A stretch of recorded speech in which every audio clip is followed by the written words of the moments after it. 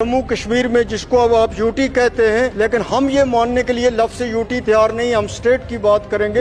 ये बदकिस्मती की बात है कि पिछले 7 साल से वहाँ पे कोई इलेक्टेड गवर्नमेंट नहीं, पिछले 10 साल से कोई असेंबली के इलेक्शन नहीं हुए।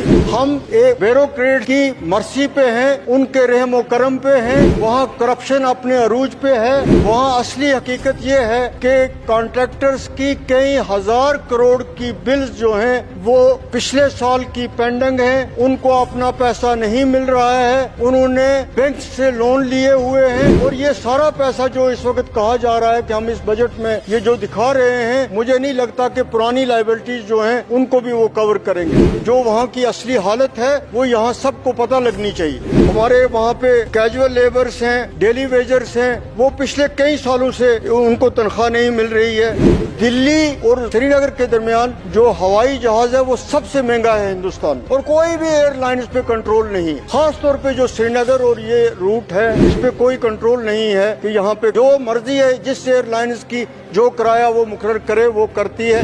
कि जम्मू कश्मीर में शेर Kashmir institute of medical sciences, अफसोस की बात है, परेशानी की बात है कि जिस तरह हमारी स्टेट खत्म की गई, इस तरह उस इंस्टीट्यूट की ऑटोनॉमी भी खत्म की गई और आज उसको हेल्थ और मेडिकल एजुकेशन डिपार्टमेंट के अंडर दे दिया गया है। बहुत ज्यादा बिजली फीस जो है वहाँ पे बढ़ाई गई है और बिजली की फीस वसूल करने के लिए FIR लगाए जा रहे हैं। बिजली फीस पे अगर आप किसी के खिलाफ FIR लगाओगे, उससे ज्यादा ज्यादती क्या हो सकती है। कि इस यूनियन बजट के साथ आज जम्मू कश्मीर के बजट पे भी बहस हो रही है। इसलिए मेहरबानी करके जम्मू कश्मीर का कोई आदमी इससे पहले नहीं बोला। हम 2-3 MP हैं, एक मंत्री हैं, एक जेल में हैं, तो इसलिए हमें टाइम मिलना चाहिए अपनी बात कहने की। जहाँ पे कोई असेंबली नहीं है, कुछ भी नहीं है। पिछले हमें तवक्का थी, हमें ऑनरेबल जो यूनियन फाइनेंस मिनिस्टर हैं उनका बहुत एहतराम है, वो सीनियर लीडर भी हैं और पिछले कई सालों से ये महकमा भी देख रही हैं। लेकिन कितना बेहतर होता कि वो जम्मू कश्मीर के लोगों के साथ भी बात करती, वहाँ के MPs के साथ बात करती, वहाँ के ट्रेडर्स के साथ बात करती और फिर ये बजट यहाँ पे आता। इसकी वहाँ पे कोई भी एक्सरसाइज नहीं की गई है और जो भी एक्सरसाइज की गई है वो ब्यूरोक्रेट्स की लेवल पे की गई है। ये बदकिस्मती की बात है कि पिछले 7 साल से वहाँ पे कोई इलेक्टेड गवर्नमेंट नहीं है, पिछले 10 साल से कोई असेंबली के इलेक्शन नहीं हुए। हम एक ब्यूरोक्रेट्स की मर्जी पे हैं, उनके रहम करम पे हैं। वहाँ करप्शन अपने अरूज पे है, वहाँ दफ्तरी तवालत अपने अरूज पे है, बेरोजगारी अपने अरूज पे है, महंगाई अपने अरूज पे है। तो ये कितना बेहतर होता कि इन चीज़ों को देखने के लिए इस बजट को यहाँ पेश करने से पहले जम्मू कश्मीर के लोगों को भी, अगर वहाँ के लोगों के साथ भी खुद इसका जायज़ा जो है वो ऑनरेबल फाइनेंस मिनिस्टर लेती तो वो ज़्यादा बेहतर तरीके से इस बजट को समझ सकती। आज इस बजट के बारे में जो यहाँ पे कहा गया कि हम इतना बड़ा पैसा जम्मू कश्मीर को दे रहे हैं, वहाँ असली हकीकत ये है कि कॉन्ट्रैक्टर्स की कई हजार करोड़ की बिल्स जो हैं वो पिछले साल की पेंडिंग हैं, उनको अपना पैसा नहीं मिल रहा है। उन्होंने बैंक से लोन लिए हुए हैं और ये सारा पैसा जो इस वक्त कहा जा रहा है कि हम इस बजट में ये जो दिखा रहे हैं, मुझे नहीं लगता कि पुरानी लायबिलिटीज जो हैं उनको भी वो कवर करेंगे।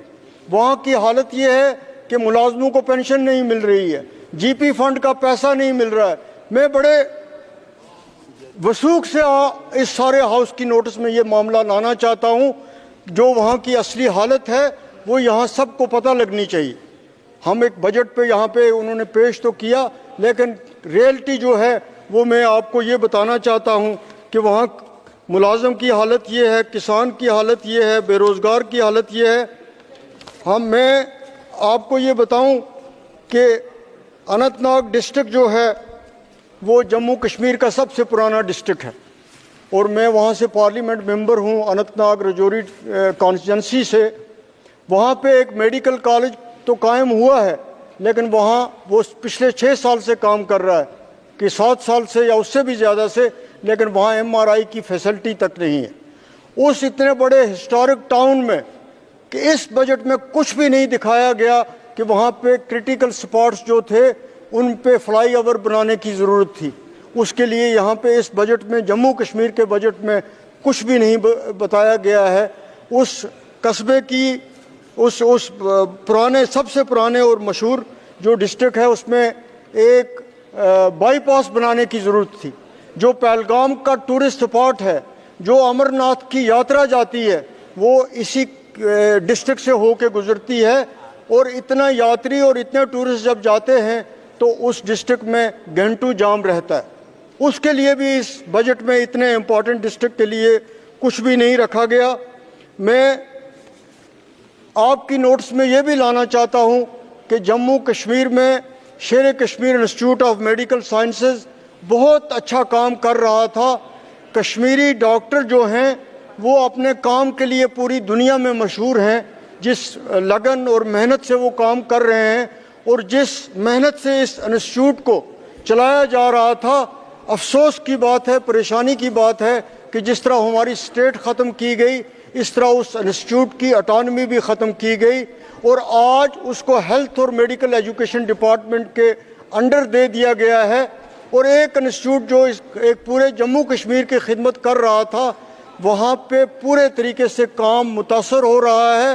हज़ारों पोस्टें वैकेंट हैं। एक इतने बड़े एरिया में, जम्मू कश्मीर में, जिसको अब आप यूटी कहते हैं, लेकिन हम ये मानने के लिए लफ्ज़ यूटी तैयार नहीं, हम स्टेट की बात करेंगे। वो एक इंस्टीट्यूट जो है उसकी हालत भी ख़राब हो रही है, उसकी ऑटोनॉमी भी ऑनरेबल चेयर ख़त्म कर दी गई है। और इसके साथ साथ जम्मू में आपने एक एम्स बनाया है, आपने उसकी शुरुआत की है, उस फैसले का हम खैर मकदम करते हैं। लेकिन कश्मीर के इंस्टीट्यूट की ऑटोनॉमी ख़त्म करके वहाँ हेल्थ केयर सिस्टम को बहुत ज़्यादा नुकसान किया है। इसके साथ साथ जो हिली डिस्ट्रिक्ट्स हैं, बॉर्डर डिस्ट्रिक्ट्स हैं रजौरी और पुंछ के, वहाँ पे सर इस बजट में उन डिस्ट्रिक्ट्स के लिए कुछ भी नहीं रखा गया है।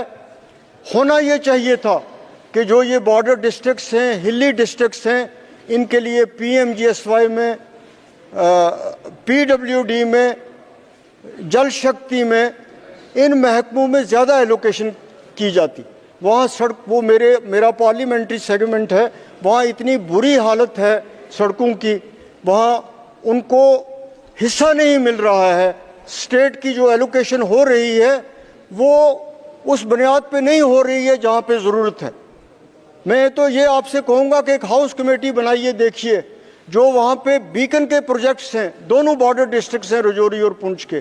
मैं ऑनरेबल डिफेंस मिनिस्टर से भी मिला, मैंने उनको ये भी कहा कि BRO की कारकर्दगी जो है वहाँ पे ना होने के बराबर है। एक 220 किलोमीटर का स्ट्रेच है जम्मू से पुंछ तक का, उसकी बुरी हालत है। तो मैं ऑनरेबल चेयर में आपसे गुजारिश करना चाहता हूँ कि इसी तरह हमारे वहाँ पे कैजुअल लेबर्स हैं, डेली वेजर्स हैं, वो पिछले कई सालों से उनको तनख्वाह नहीं मिल रही है। एक और बड़ा अहम प्रोजेक्ट है, उस पर कोई पेशरफ्त नहीं हो रही है। एक कुलगाम डिस्ट्रिक्ट से रामबन डिस्ट्रिक्ट के साथ दमाल हाजीपुरा से मोहर के साथ एक सड़क का प्रोजेक्ट था। वो प्रोजेक्ट पिछली सरकार में शुरू हुआ था, उस पर काम बंद पड़ा हुआ है और बहुत ज़्यादा लोग जो हैं वो उस प्रोजेक्ट की वजह से सफ़र कर रहे हैं। कैजुअल लेबर, डेली वेजर्स जो भी हैं, उनको कोई वेज नहीं मिल रहे हैं। इसके साथ साथ एक बात जो है, सुबह मैंने उसके लिए सप्लीमेंट्री पूछने की कोशिश भी की थी कि दिल्ली और श्रीनगर के दरमियान जो हवाई जहाज़ है वो सबसे महंगा है हिंदुस्तान में। अगर वहाँ टूरिस्ट जा रहा है तो उसका मतलब ये नहीं है कि आम आदमी जो है वो ये बेचारा उस पेशेंट है। एक मैं मेंबर पार्लियामेंट हूँ, अगर मुझे इतना किराया रोज़ देना पड़ेगा, आप जो मुझे दे रहे हैं वो तो 1 महीने में 2 महीने में ख़त्म हो जाएगा। और कोई भी एयरलाइंस पे कंट्रोल नहीं है, ख़ास तौर पे जो श्रीनगर और ये रूट है इस पे कोई कंट्रोल नहीं है कि यहाँ पे जो मर्जी है जिस एयरलाइंस की जो किराया वो मुकर्रर करे वो करती है, लेकिन वहाँ पे किसी इंसाफ के साथ काम नहीं लिया जा रहा है। सर, पावर हमारा अपना हाइडल प्रोजेक्ट्स हैं वहाँ पे। सर 2 मिनट में ले लूँ। हाइडल प्रोजेक्ट्स हैं हमारे, वो नहीं चल रहे हैं। सरकार की नाअहली की वजह से वो नहीं चल रहे हैं। उल्टा बहुत ज़्यादा बिजली फीस जो है वहाँ पे बढ़ाई गई है और बिजली की फीस वसूल करने के लिए FIR लगाए जा रहे हैं। हम एक जमहूरी हिंदुस्तान का हिस्सा है। एक बिजली फीस पे अगर आप किसी के खिलाफ FIR लगाओगे, उससे ज़्यादा ज्यादती क्या हो सकती है। ट्राइबल्स के बारे में बहुत ज़्यादा कहा जाता है। मैं जो यहाँ पे यूनियन बजट पेश हुआ, मैं भी ट्राइबल कम्युनिटी से बिलोंग करता हूँ। ना उसमें ट्राइबल्स के लिए कुछ है, ना जम्मू कश्मीर के बजट में ट्राइबल्स के लिए कुछ भी कहा गया है। कोई उसके लिए पैसा नहीं रखा गया है और मुझे कोई भी ये नहीं बता सकता है इस सरकार में कि ट्राइबल्स जो हैं उनके लिए क्या हो रहा है। कोई ये हमें बताए कि ट्राइबल का पैसा आया तो कोई 4 किलोमीटर की सड़क बनी क्या, कोई हॉस्पिटल बना उनके लिए, कोई स्कूल उनके लिए बना। लेकिन पब्लिसिटी इतनी दी जा रही है कि दूसरे लोग सोचते हैं कि ट्राइबल्स को बहुत कुछ मिल रहा है, चाहे कंट्री की लेवल पे हो, ख़ास तौर पे स्टेट की लेवल पे। सच तो ये है सर कि जो ट्राइबल, जो गरीब जंगल की ज़मीन में रह रहा था, जिसके लिए ये कहा गया कि ट्राइबल्स को फॉरेस्ट राइट एक्ट में हकूक़ मिलेंगे, उनको वो 5 या 10 मरला या 1 या 2 कनाल ज़मीन जिस पे वो बैठते हैं उसके मलकियत के हकूक़ दिए जाएंगे। 4-4 साल से लोग दरपदर हैं सरकारी दफ्तरों में, उनको कोई भी नहीं पूछ रहा है। उल्टा ये हो रहा है कि जो आप रह रहा था पुराने मकान में, जिसको PMAY के तहत केस सैंक्शन हुआ, उसको आज फॉरेस्ट डिपार्टमेंट बनाने नहीं देता है। वो कहता है कि ये फॉरेस्ट की ज़मीन है और गवर्नमेंट ऑफ इंडिया और वहाँ की गवर्नमेंट कह रही है कि हम ट्राइबल जहाँ बैठे हुए हैं उनको डिस्टर्ब नहीं कर रहे। तो जो PMAY केस लेने वाला बेचारा गरीब है, उसको आज अपने मकान के लिए वहाँ पे ज़मीन नहीं मिल रही है जहाँ पे वो 20 साल से रह रहा है, और जो दावे हो रहे हैं वो उसके बिल्कुल मुख्तलिफ हैं। हम ये चाहते हैं कि जम्मू कश्मीर के साथ जो ये नाइंसाफ़ियाँ हैं, सियासी तौर पे हों, ये एडमिनिस्ट्रेशन के लिहाज से हों, फंड्स के लिहाज से हों, डेवलपमेंट के लिहाज से हों, बेरोज़गारी से के हवाले से हों, ये चीज़ें जो हैं ये दूर होनी चाहिए। हमें तवक्का है कि ऑनरेबल ये फाइनेंस मिनिस्टर जब ये जवाब दें तो ये हमने जो कुछ कहा है, ख़ास तौर पे कॉन्ट्रैक्टर्स हों, बेरोज़गार हों, कैजुअल हों, उनके बारे में जो कुछ कहा है, या बॉर्डर डिस्ट्रिक्ट्स के बारे में कहा है। सबसे अहम बात थी सर, रियासी में रेल पहुंच गई है, कटरा से आगे रियासी है, रियासी से सिर्फ 40 किलोमीटर है रजौरी पुंछ का एरिया, लेकिन इस बजट में रजौरी पुंछ की रेलवे लाइन के मुताबिक कुछ नहीं कहा गया। बहुत बहुत शुक्रिया आपका।